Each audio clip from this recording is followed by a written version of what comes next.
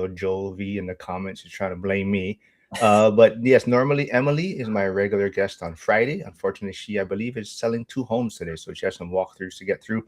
But she joined me on Wednesday. But today I have Justin Cambra, W2 to Freedom, and Brian Waters, Code 3 Invest. So thanks for filling in, guys.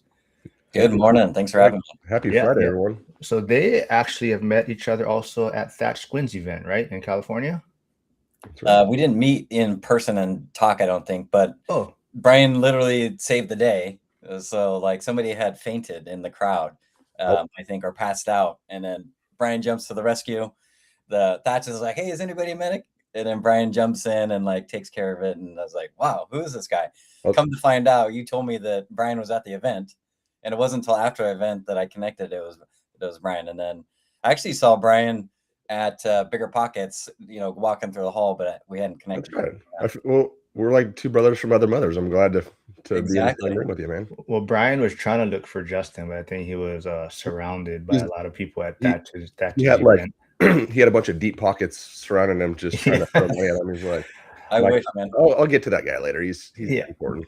But like I said, we're gonna dig into this video.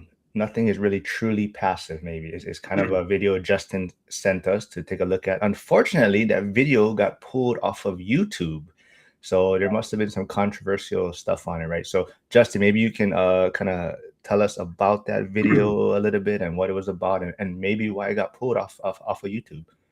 So that video related to a lady I hadn't heard before. It's one that just popped up on my YouTube feed when I was on the treadmill, and it was a lady talking about California and the unintended consequences that rules that are put in place can cause. And it basically started this domino effect where the original goal was like, hey, let's increase the minimum wage for all our constituents in California from $22 to $25, right? So $3 an hour doesn't seem like much, potentially to some people, but when you multiply that by 40 hours a week, it ends up being a lot of money for the employers. So higher wages turns into lower profits for retailers. And this specific one is Walmart. So then Walmart's like, their number one expense in all retailers is labor. So you just took your largest expense and made it larger. So stores became either unprofitable or just below the profit line that they want. And for grocery, I used to work at Safeway, like 1% to 3% is like fantastic net profit, right? So, and Walmart's actually better than that. They're probably 3 to 5. So they ended up shutting down a chunk of stores, and then that was wave one. Then they did some other waves of closings. Turns out it was about 250 stores, and just think about 250 times however many people working at Walmart. I'm guessing maybe at least 100, right?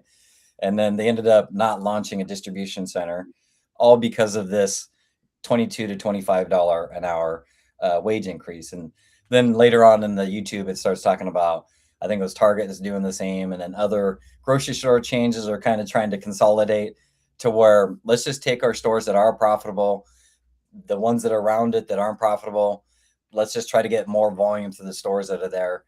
And then how does that relate to real estate investors, right? The last couple of years, I've heard triple net leases are the safest thing that's out there today.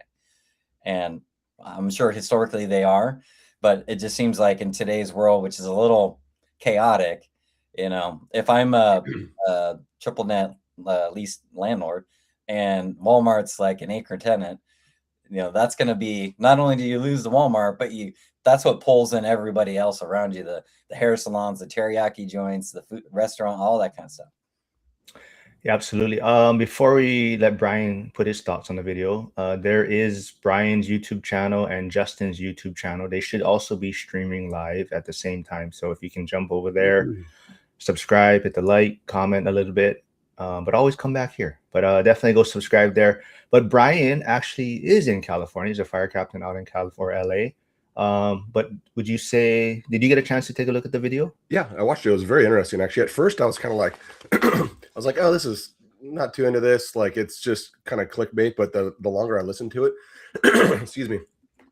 Yeah, the more you realize that those little things affect everything. I didn't even think the fact that I was like, oh, boohoo, Walmart, they make so much money. And it turns out their margins are super thin. And the main effect is a obviously the employees, which are going to be people who are trying to save, excuse me, for homes to buy, or potentially be renters of us for those that are in the real estate space, but also the retail stores that Justin talked about, that were, all near there. There's so many stores that are near there, right? So I have a Walmart, like a mile from here, and so yeah, it's, being from California, I've seen this happen firsthand. One of my buddies owns a Round Table Pizza, and it's been great for years. And right now he's struggling like big time. I talked to him the other day. I was like, "How's business?" And he might have to close down. That's his job. Like, that's how he supports his family. And because they had to raise minimum wage, people aren't going to pay $40 for a pizza. They're just going to, you have to pass that cost on to the end consumer. And so that one decision affects everyone, including the ones who it's not supposed to affect. And so, yeah, it's California is going through some of that right now. This is why I invest out of state, my friends, just so we can get into that later. But we can dig into that after too, because even so, Justin kind of started investing out of state initially, so he's kind of transitioning back closer to home. But we can also touch on that. But just want to that the YouTube channel is Megan Wright, so go check out that channel. Unfortunately, that video we are specifically talking about, it has been pulled from YouTube, but she does have other videos that are, I think, along the similar lines. I'm not sure if she changed some of the content, but a lot of it talks about, like I think Justin may have touched on in our kind of text message and whatnot, is maybe like Domino Effect, Pareto Effect. So any of that you want to kind of bring up, or what your takeaways from that video was? Yeah, I was a ag business major, but it's just agriculture and business combined, ag business. And any business major, any college is going to have economics as like the core chunk of your classes. And there's a Pareto efficiency is one of the rules that comes up. Effectively, it means no one person can be made better off without making somebody worse off, right? So they're trying to make the constituents better off, but then the businesses suffer. Well, then what happens? Well, now there's these stores that aren't selling, and then the sales tax goes down. The property taxes are going down if the landlords can't pay the property tax. Well, if it's triple net, then it would be the tenant, right? So, these things, when you're making changes, specifically when in the government, because it affects, millions of people at the same time, you have to think about not the very first person that you're trying to help. It needs to look at the macro scale and say, what's the unintended consequences this may have across the whole population. And really what's ended up happening, it comes full circle now. There's less sales tax coming in. There's potentially less property taxes being paid. There's less jobs, meaning, there's less money being flowing through the economy. And what happens, right? California, I think, was already at a deficit, meaning spending more than what's coming in. Now it just got worse. The deficit is growing even more. So it's like they've got to be thinking about what can we do to help stimulate the economy so that everybody can go. Because basically, if everybody's spending money, life is good, right?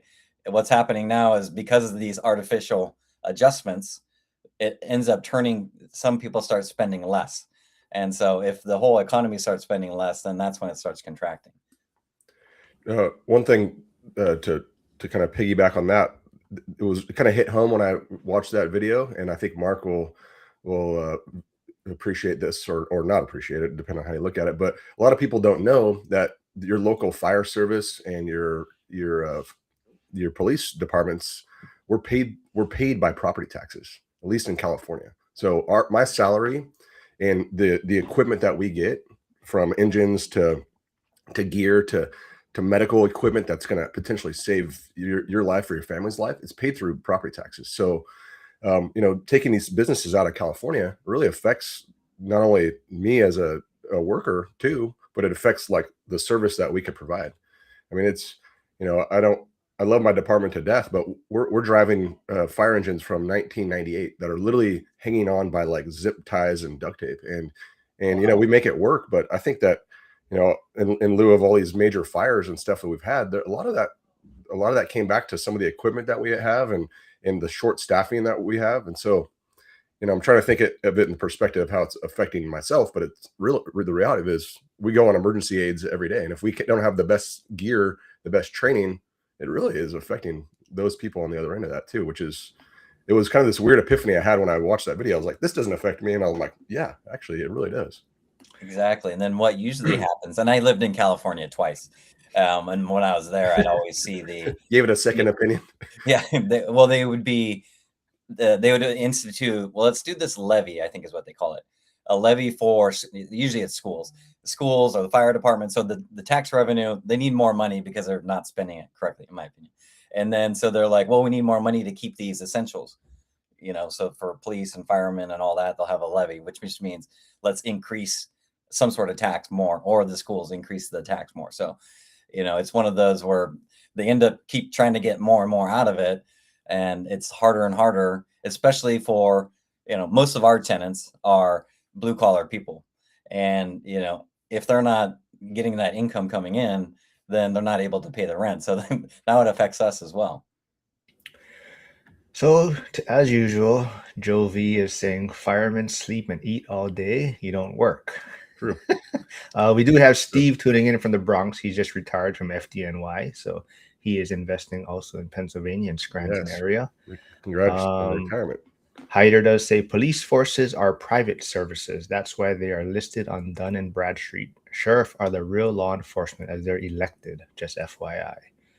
But to that point, Brian, I think part of it too is I think people are fine paying taxes to some extent, right? And I think maybe California is the example of, and obviously Minnesota too now and things like that. But people are just tired of paying taxes when they're seeing fraud or money being wasted. And I think, I'm not sure if that video did, but I watched another video from that Megan Wright, but she was talking about also like the rail, I believe they were trying to build in California, right? And all this money that was spent. So is that part of it also too? Like you said, you're in California, right? So do you see this wasteful spending in a sense, or is it kind of like a media type of thing? Yeah, to be honest, this might not be a popular opinion, but I think in my day-to-day job, and Mark, you go through this too, or any of the first responders that are on here, we see so much stuff every day. Like my job is to go out. People call us like in the craziest scenarios. Like, I mean, you can't even fathom. So like every call we go on is someone's worst problem. And so it starts to stack up for me, like mentally. And I know there's a lot of other first responders that have some troubles with that over 15 years of these traumatic events. So I got to a point in my life that I'm like, I deal with enough of this at work.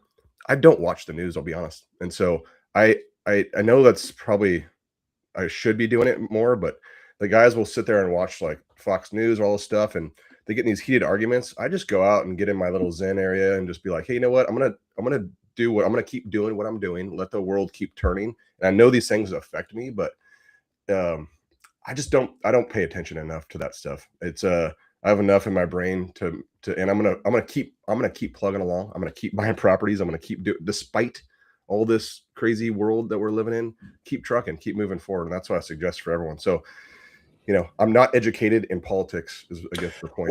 Well, not so much, but do you, like I said, since you're in the center of it, like, do you see rundown road? I mean, I know everywhere there's rundown road, but do you see like roads that are run down? Do you see homelessness everywhere? Like they're trying to put on the meat. So it's all this, like you're saying, all this taxes and funding is supposed to be used to address these things. I do not know where it goes. Yeah, that's the point. So yeah, I mean, I'm in LA County, which there's really nice parts of LA County, and there's really, really, really ghettos. And so yes, I think there's mismanagement, not only in my department, but also like, all over. It's pretty sad. But I don't think California is the only one that's immune to that. It's across the whole country, I'd imagine. So yeah, I do every now and then get in the whirlwind of Instagram, and you're like, these guys are going to these things. Hey, there's supposed to be a daycare here, and there's we haven't seen kids in 6 months. Like that part's very sad. It just I don't know what I can personally do about it other than just complain. And I'm not a complainer. I'm a doer. So I think you hit on some great point for these people that are, whether they own 0 properties or a couple properties, are already, outside of the W2 world. As you're building the portfolio, you need to start blocking out everything else. What can you control? I think Brian, and I watched him on a podcast. He's like, buys 5 properties a year. If he just buys the 5 properties a year for 5 to 10 years, like he doesn't need to worry about any of all that noise. He's going to be all taken care of. Just stick to the plan, stay focused on your thing. A lot of this is just noise. So like when I was building my portfolio, I would try not to watch news at all, because then you're not doing anything. Like, is it entertaining and like what is that? Food, sugar for your brain, but it doesn't actually end up helping you at all to get to what your goal is. So I Yeah, I think appreciate Brian's point of view of like yeah. just block it out, hammer down, do whatever your objective for the year is, focus on that. Yeah, and I think a lot of my clients, and this is happens to a lot of new people, but I get a lot of new people that come into my program, and they want to, they already have all the excuses, and so I feel like almost I'm coaching them on. I treat my program like the fire service. I talk about the exits and the worst cases and work backwards, because in that first hour conversation that we want to hash out what are your biggest worries, because they're like, I heard this, I heard that, I heard, like, there's a lot of that that's going to stop people from doing things, but nothing will stop me because I have a goal in mind, right? And so I think people in general have two different personalities. They don't give a crap, and they're going to make it happen no matter what, or they're going to find every excuse because they're scared to do it, right? And so yeah, you just have to figure out which one of those you want to be. And it's okay to have fears, but I'm not going to let a Walmart closing not make me invest in another property. I guarantee that. So, but it's interesting to see the effects of all that happening, because on the back end of that is potential renters and potential the economy. Like, what is my house gonna be worth if there's no jobs there, right? So it does worry me, but not to the point where I'm gonna stop doing what I'm doing. I mean, it's one of those where, as you're, say you're in Southern California in a small city. I don't even know like Barstow, but let's just say Barstow's middle of nowhere and it's a smaller city, and you're like, hey, man, this looks like a great deal. Then you hear about the Walmart. I'm not saying it's closing there. If there was a Walmart and it did close there, okay, maybe that's not showing up in the financials, right? The financials are just going off historical. Well, then you need to okay, what's the current little microeconomy of where you're buying that rental? Okay, that's what would actually change my decision.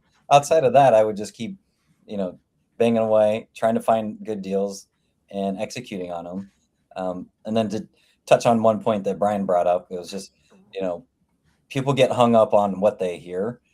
The biggest thing that, I was building my portfolio, and maybe Brian can confirm this, is that as you're building the portfolio, you hear all that stuff, but the only way to know is to do. And so I would, it's dangerous to buy something off of Craigslist. I ended up buying like over 10 properties off Craigslist, right? And Nice. I've never even met the people in person, some of them, right? Is it possible to do it? Is it dangerous to do it? Yes. Did I make money? Yes. But I'm coming from a position of doing the action. Now I know. Now, could have gone bad? Yeah. Okay, then I just don't do that. The difference is like, by doing all these actions, it's helping me increase the speed at which I can exit. What's your thoughts on that, Brian? Yeah, I think probably the most important part about it is you don't need to know everything. You just need to know the next step. But Right.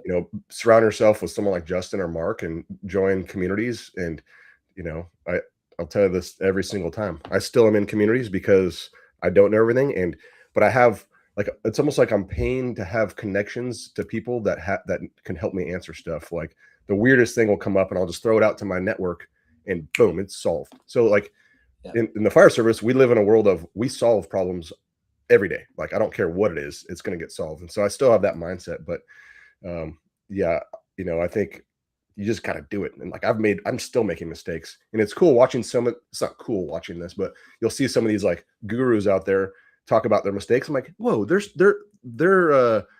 multimillionaires and they're still making mistakes. Yeah, we're all human. And you have to change your expectation that real estate is not super easy. There's stuff that comes up, but you're one phone call away to me or Justin or Mark to be able to solve it. But you got to take it slow. You got to know how to underwrite. You got to, you got to think of the exits and stuff first before you jump in. That way you could sleep at night, and I think everyone listening to this probably knows, but the one thing I love about real estate is you can make money even without a tenant there. You could still make money. Like, it's appreciated on the back end. And so, I call it the 4 pillars, but the cash flow, the tax advantages, the principal pay down, and the appreciation. If you take one of those away, you're still doing fine. So like if the market's flat and you're not appreciating, guess what? The principal is getting paid down, you're getting cash, and you're getting taxes. That's crazy. Like you're still winning. Now you take the renter away, that's the probably worst case scenario, but you're still appreciating and you still have tax benefits. So it's like, what world do you live in that has all the ways to win? And so that's why I love it so much. And sure, it's going to suck if your tenant moves out, but you know, when you underwrite it, you put money away and you have reserves and that type of stuff. And so, yeah, it goes back to the time is the really, I would say action and time are the big two things. Yeah. So if you keep doing action over time, buying the properties, investing in it, updating, rolling forward to bigger stuff, that's what's going to get you there. Because one of the pillars that you talk about is like one of mine that it doesn't get talked about enough is the debt pay down. I mean, that's like the stealth wealth, right? So like I'm almost like close to 15,000 a month of debt pay down. That's incredible. So what is that? It's almost 200,000 a year of net worth increase. Just if I do nothing at all, just the debt pay down, right? And then if you assume, with the inflation, right? Let's say it's up 3%. There's hundreds of thousands of dollars in appreciation. So like the last time I looked at it was almost like between appreciation and debt pay down, it's almost $500,000 a year, right? So like the longer you go, the more total combined assets you have. And so as you're paying it down and appreciation, it's just widening and widening. And so time is really the key thing. Action over time is, I guess, the key thing. I love the principle that you call it stealth wealth, because regardless if you have a tenant and they're paying it, we have to pay it. So I consider it like, even if I have to pay it, I know a portion of it's going, I call it my forced savings account. Like I have to pay it, otherwise I'm going to get foreclosed on. And so it forces me, I'm nowhere near that number, but it's fun to watch. I'm getting closer to that number, and you're like, wow, like and it gets better and better as time goes on, like you said. So that's one of those pillars. I'm like, I tell people about, they're like, oh wow, I didn't even think about that. And so it's one of my favorites. And what I'm personally doing is buying properties that are, 200 grand and less. And there's a reason, because we're talking about this domino effect. Like what if my tenants are affected by a Walmart closing, right? Back to that original topic.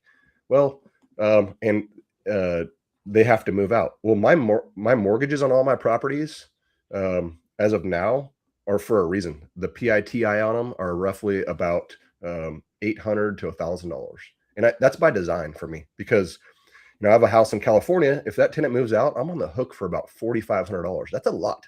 That's like, Brian is going to be, I'm going to have to go back to walking the streets and making money that way, right? And so, like, obviously joking, but a $800 to $1,000 mortgage, I could pull that from one of my other properties, or I could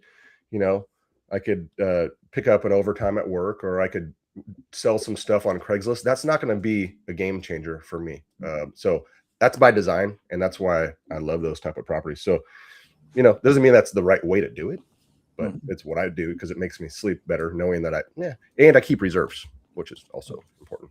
Yeah, I bring this the stealth wealth up because there's, on my agent business I have, is people are like, let's just say in Seattle, they're actually like paying $3,000 for rent, right, downtown. And so if we can get them into a house and pay $3,000, they're like, well, that's not really helping me. But I'm like, you are making the landlord, rich by paying the rent, versus when you're paying the $3,000, that's stealth wealth, the principal pay down. Yeah. That's how that's your very first step one. Whether you're buying a single family house just for yourself versus renting, that's one step. Or if you do the house hack, it's the easiest way to kind of get into this real estate game. So stealth wealth, don't sleep on that as you're looking at building out your portfolio. Yeah. And go ahead, Mark. No, I just wanted to touch on so Val Martin, he's a firefighter out on Maui. He's also a realtor, but he does say, I believe there's a place for unions. However, I believe unions drive the pork barrel projects like the rail in California and Hawaii. They donate to campaigns to get these projects passed. Hawaii and California are big union. Yeah, absolutely. Could I say something about the union? It's just this epiphany I had the other day.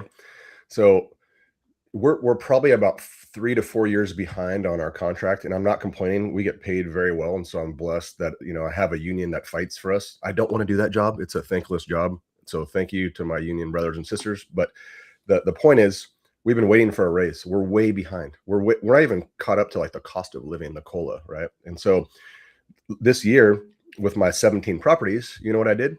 I gave myself a raise. I raised the rent on 17 properties. I didn't ask anyone about it. I asked myself and I approved it. And I said, and they're small. I'm not gouging my tenants. I treat them very, very well. But I gave myself a raise. And then next year, I'm going to give myself another raise. And the following year, I'm going to give myself another raise. I only owe the same on my mortgages. So technically, everyone in my department, they're talking about the union and they're not fighting for us. I'm like, fight for yourself. Fight for yourself. Get out there and give yourself the raises. That is I call it the freedom fund. It's my second pension that I'm creating for myself. But it was a cool moment because I was like, well, the union didn't give me a raise, but I did.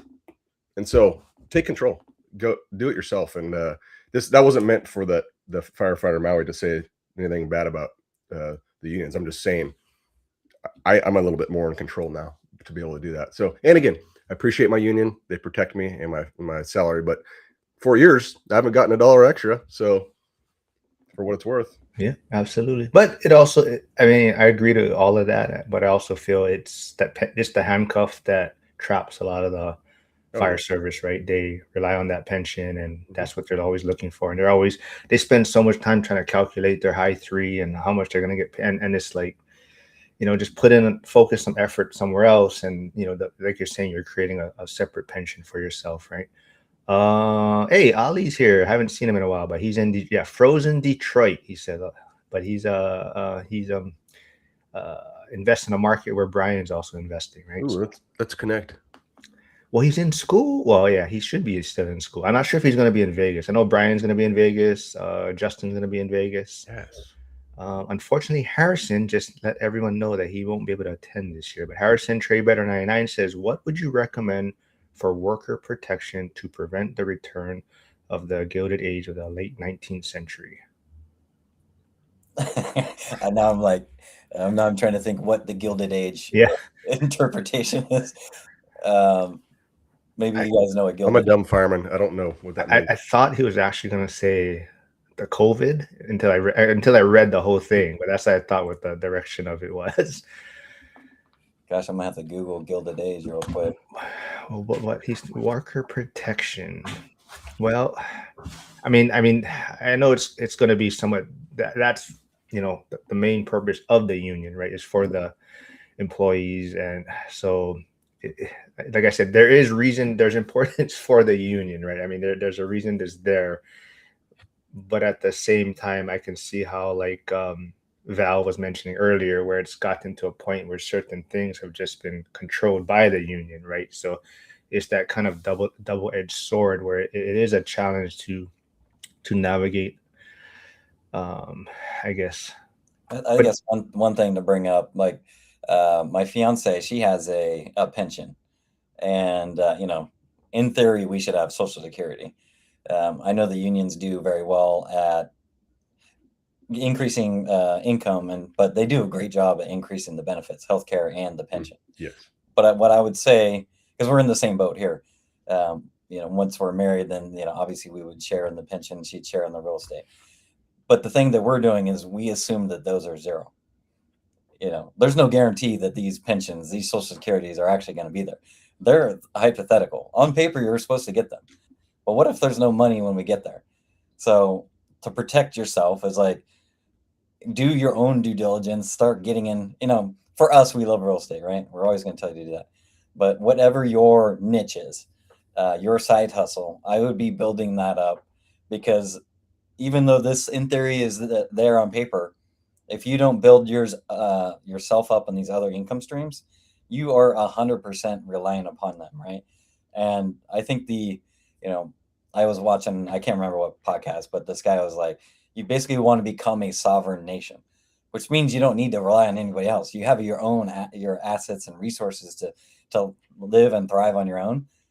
That's what I would do, is like, even if you have Social Security and you have these pensions, still build up another cash flowing business or real estate or whatever that thing is, because that way you can help guarantee success when you exit the W-2 or when you get to the retirement age.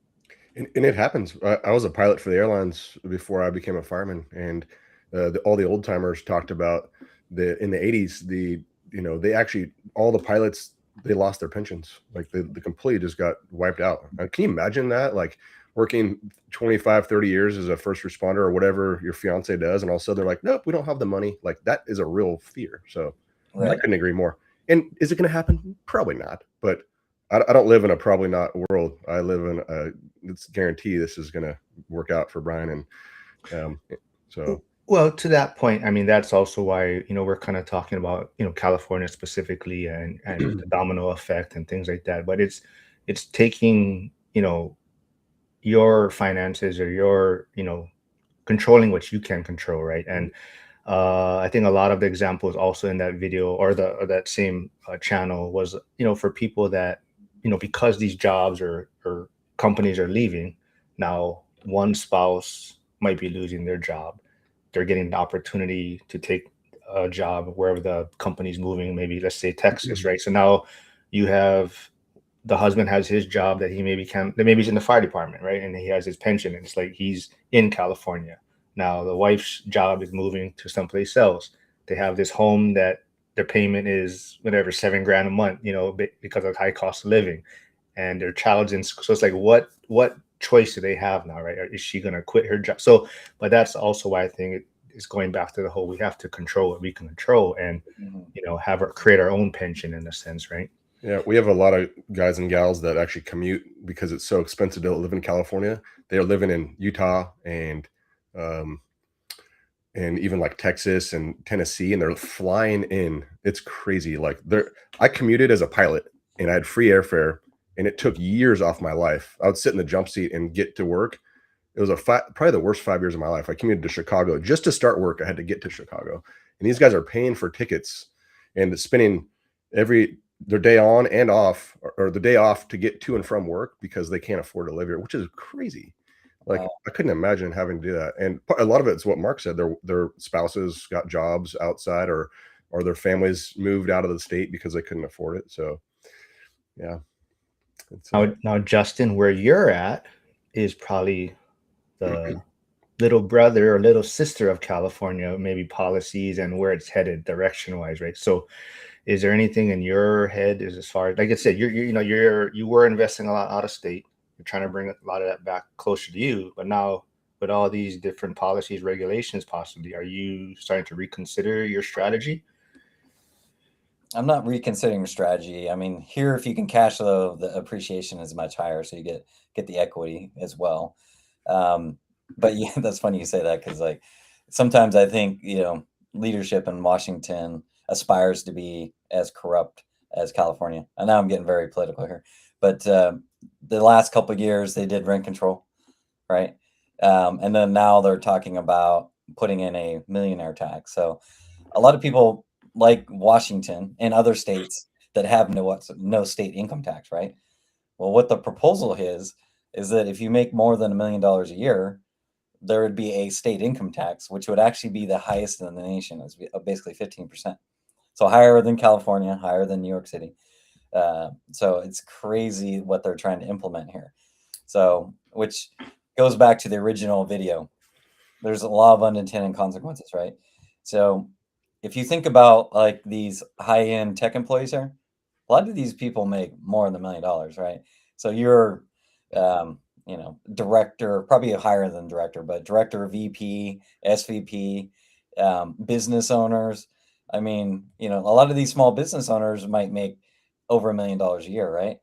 And if that goes into place, now they're taking 15% out of that. Now that's going to then start to push people out. Or, I mean, in theory, like, you could start, limiting what people would want to do. Instead of creating one giant company, you create two companies and have separate LLCs or something like that to try to spread out the income over different tax entities or something like that. But yeah, it's very, very interesting on what the rules that are coming into place that are changing the way that people operate. So I could see people moving out of Washington, just like how California has that billionaire tax where they lost some super high net worth people. It sounds like a lot of people are moving to Texas. I think Texas is another no state income tax place as well. One thing I think it's important for all those that are in high income tax states like myself and Justin is there are tax laws and rules that allow us to save a lot on taxes. You just have to know how to implement them. They're not loopholes. They're actually strategies, and the governments want us to use them. And so, again, back to like not watching news and not complaining about your scenario. I personally am not going to be able to change the tax laws in California. I could sign petitions. I can go march on wherever the capital. I'm not going to do that. But what I'm going to do is the easier version of that, and I'm going to operate my portfolio like a business. And so, get with a very good tax person. Amanda Hahn has her books that are really, really good. I've talked to her in person. But the strategies that I personally use save me my W2. Last year, I'm a very open and honest person. Last year, I paid about $60,000 in federal and state taxes in California on my salary, but I got half that back because the way I operate my real estate portfolio is an active business that I spend, like I'm going to Vegas with these two fine gentlemen. You better believe that's a tax deduction. I'm already going, but guess who else is going? My wife and my kids. Guess who's my business partner? My wife, my kids are my employees. So all that stuff that we're already doing. And before that, we're spending a week in Bryan Head to go skiing. I can't write off the skiing, but I've already emailed real estate agents to look at Airbnbs because we are going to invest in an Airbnb.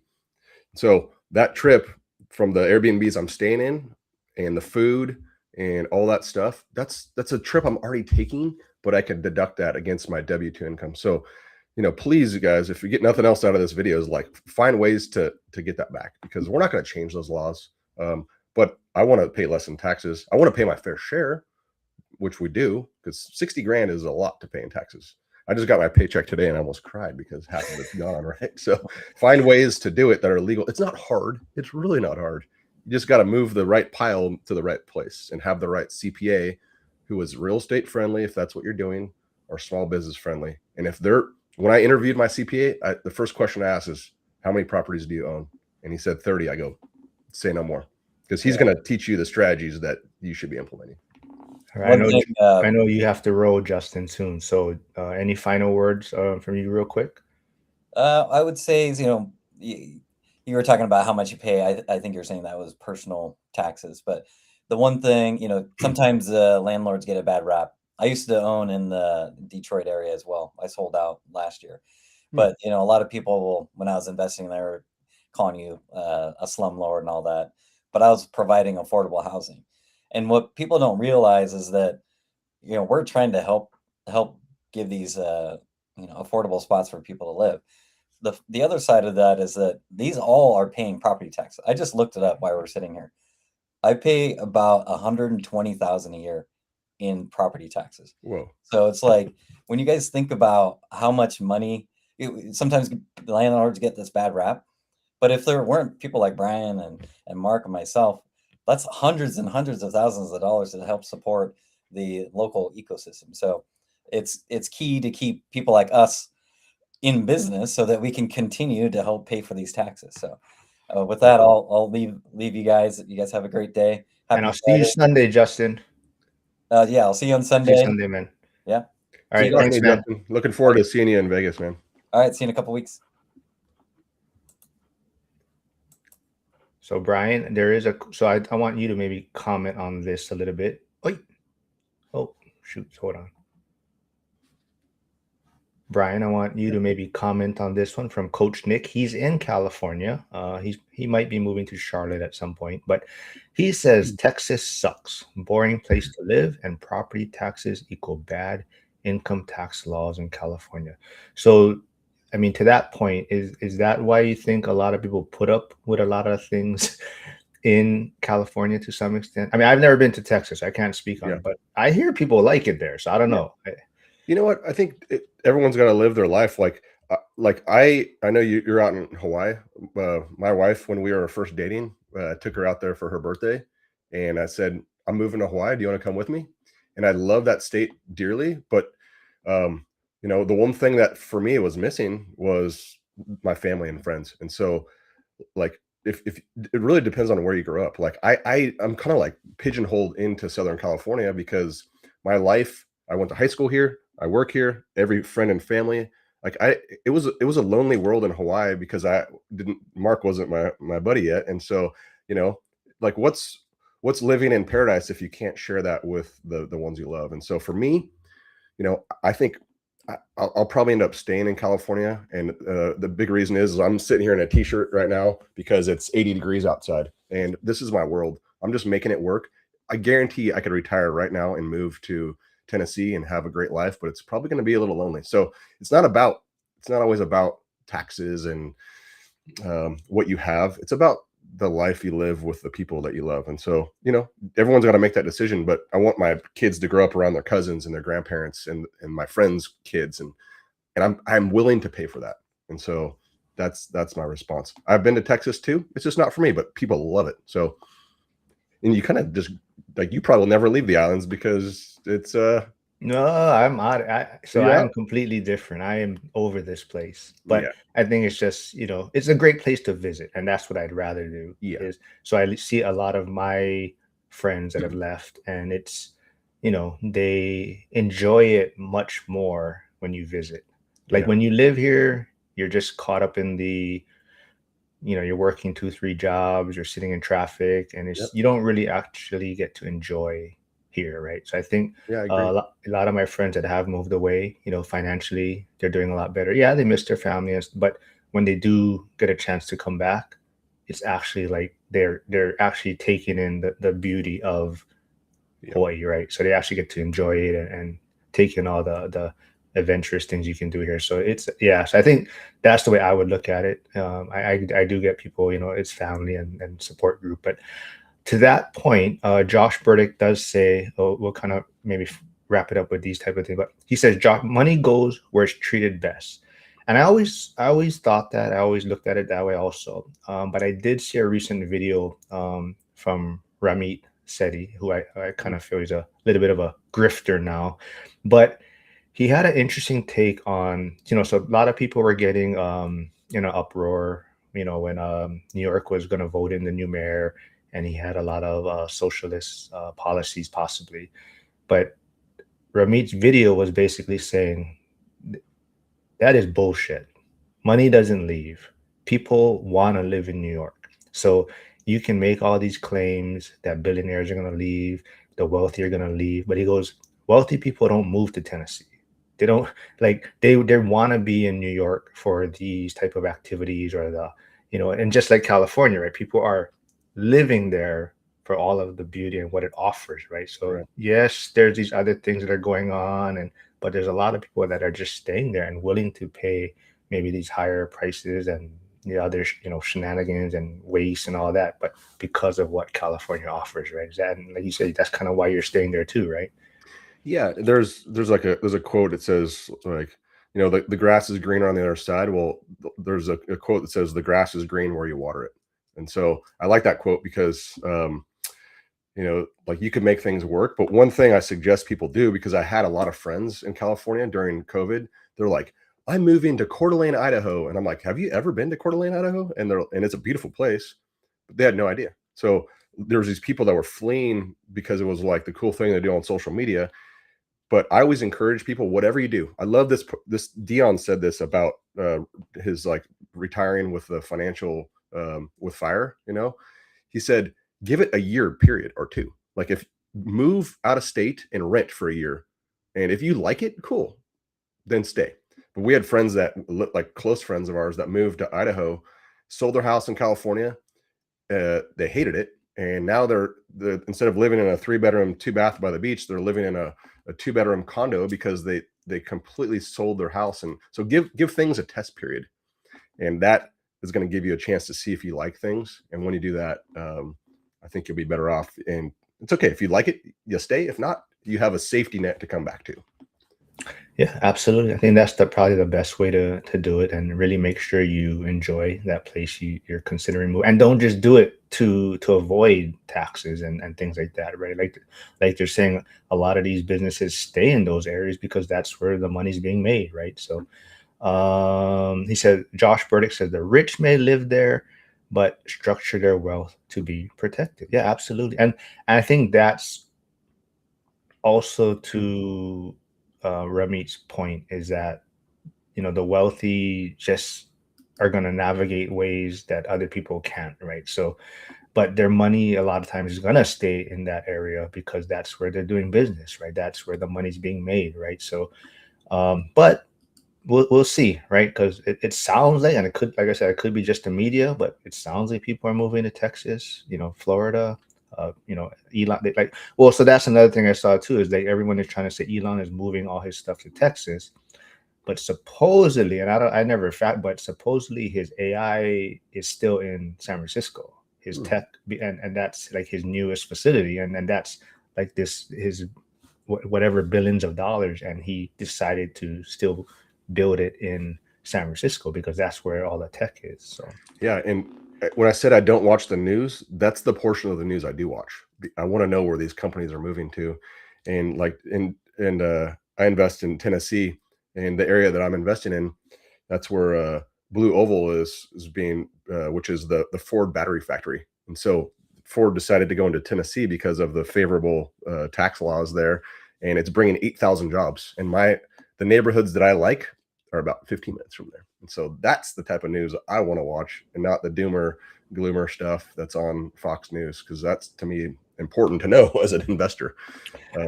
So yeah, to that point, like Josh Burdick says, North Idaho is awesome, but it's a shock for someone from California. I'm in yeah, Spokane, just over the border. And to that point, so there was a Pittsburgh meetup back in September, and one of the investors who's in Hawaii, he's also investing in Pittsburgh. So they went there in September, and he like loved it. He's like, but I bet if he was there today in Pittsburgh, he would be reconsidering his thoughts of moving there, right? yeah, So he's going to show up in his tank top and his flip flops from the ABC store, and he's going to be like, I don't even know it would get this cold in the planet. yeah. So I think that's what happened to a lot of people also. They moved to Idaho from California, and then the winter came, and they're like, wait a minute, nobody told me the weather's like this, right? So When I was living in Hawaii, flying out there, I got a job for the airlines in Chicago, and I didn't even realize that it got that cold. I showed up in a hoodie in Chicago in the middle of the winter, having lived in Hawaii for the past almost 3 years. I was like, I can't believe people. I had to put like 7 jackets on to get my wallet out of my car so I didn't die. Right. So love that city, but I'm not meant for that type of weather, man. I'll tell you. all right, well, let's see. It's about 2 weeks away, the Vegas event. You have said that you're going to be there, right? At Vegas event. All right. Justin is going to be there. I think everyone is looking forward to that. Go check out Brian on social media. He's doing, and you just want to confirm a lot of those things are not true events that are happening, right, with your tenants. Oh yeah, absolutely. Yeah. I didn't tell that to my investors, and they were freaking out. Are the wheels falling off? No, I'm just having fun in social media. All the lady on the other end of all those skits, that's my wife, and so we record them just to throw some controversy and have a little fun, because investing's fun too. It's not all numbers and stress. So yeah. All right. Well, quickly tell everyone, what is Code 3 Investing about? Where can they find you? I know I have your YouTube channel. You're streaming right now, but where else can they reach out to you at? Yeah. So best place would be through my, just message me. But the inception of Code 3 Invest is all my fireman buddies were watching my my journey in real estate investing, and over the past three years, I've been able to scale my portfolio pretty well, and I've obviously fallen in love with real estate, and so I created. I now have a course, and I've actually changed the name to First Responder Real Estate Academy, and the school is almost ready to launch live. There's going to be over 80 videos, from how to analyze properties to where to get funding, how to do the BRRRR process. It's not strictly for first responders, but as a first responder, I know what other first responders do, so I'm pretty stoked on that. And yeah, there's about 40 of us in there right now. It's growing pretty rapidly. It's almost taking over. I got to be careful because I do have a full-time job, but I want to share my knowledge with other people interested in real estate, because I think I've fallen in love with it, and it's working well for me to create that second pension and protect my family so I don't have to leave California. So anyone interested in that, yeah, I'd love to talk to you. And yeah, all right, very cool, man. Thanks for doing this. Like I said, everyone, go look for Brian at the Vegas event. Everyone, thanks for tuning in. And I'll see, you know what, actually, I'll just mention tomorrow I will be live streaming with Coach Nick. We got to figure out what's going on with Bitcoin, man. But my weekly Bitcoin with Coach Nick will be tomorrow. And we're also going to have a special live stream. I'm going to be with Curtis, and I will be with Alex Dutter's teenage son. So his son is going to be taking advantage of one of the free tickets for the Vegas event that Zuber's offering for teenagers. And we're just going to see why he's going and what he hopes to get out of the event, and if his dad is pushing him to go. But we're going to just, I'll be live streaming twice tomorrow. So I'll see everyone tomorrow.